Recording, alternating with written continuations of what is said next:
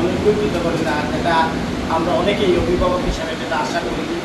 যেমন ঘটনার জন্য আজকে যারা ইন্তেকাল করেছেন তাদের মাগফিরাত কামনা করে এবং তাদের বিরুদ্ধে একটি তদন্ত কমিটি, বিচার বিভাগীয় তদন্ত কমিটি করা উচিত।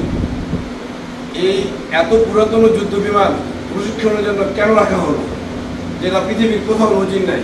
সেদিন দুর্ঘটনায় যারা শহীদ হয়েছে, যারা আহত হয়েছে, শহীদদের আত্মার মাগফিরাত কামনা এবং যারা আহত হয়েছে তারা যেন আশু প্রতিমুক্তি হইতে পারে, তাদের পরিবারের সকলকে যেন আল্লাহ সাহেব জামিন নসিব করেন।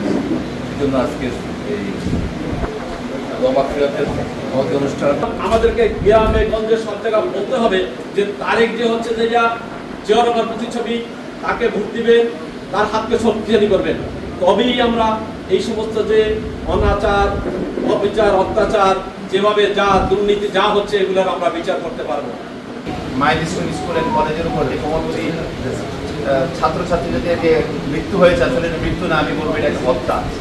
কীভাবে হত্যা? এই যে বিমানটা এখানে বিধ্বস্ত হয়েছে, কারিগরি কারণে বিধ্বস্ত হোক অথবা কোনো কুচক্রির কারণে যদি বিধ্বস্ত হয়, তাতেও আমরা বলবো যে আমাদের এই ছাত্রছাত্রী ছোট ভাই বোনদের, আমাদের সন্তান তুল্য বাচ্চাদেরকে হত্যা করা হয়েছে। এর অর্থ হচ্ছে আমাদের বাংলাদেশকে আসলে অস্থিতিশীল দেখতে চায় একটা চক্র, এখনো তারা ক্রিয়াশীল আছে, এখনো আমাদের দেশকে ধ্বংস করতে চায়। জাসাস মালয়েশিয়ার কোনো নেতা যদি একটি বাজে উচ্চারণ করে, আপনি যত বড় নেতাই হন, জাসাস মালয়েশিয়ার প্ল্যাটফর্মে আপনি থাকতে পারবেন না।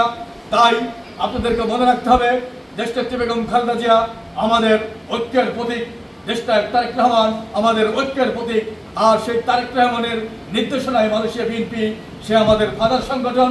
সেই সংগঠনকে নিয়ে জাসাসের কোনো নেতা, আমি অন্য সংগঠনকে নিয়ে কথা বলতে চাই না, জাসাসের কোনো নেতা যদি মালয়েশিয়া বিএনপির কোনো নেতাকে নিয়ে কথা বলে, আমি তার পরের দিনে জাসাস মালয়েশিয়ার এই পদ থেকে আমি স্থান থেকে সরে যাব। বেগম খালেদা জিয়া অসুস্থ, তার জন্য অসুস্থতা কামনা করছি এবং যারা আমরা এখানে আছি তাদের সবাইকে আমার আবারও প্রাণদাবার শুভেচ্ছা এবং অভিনন্দন।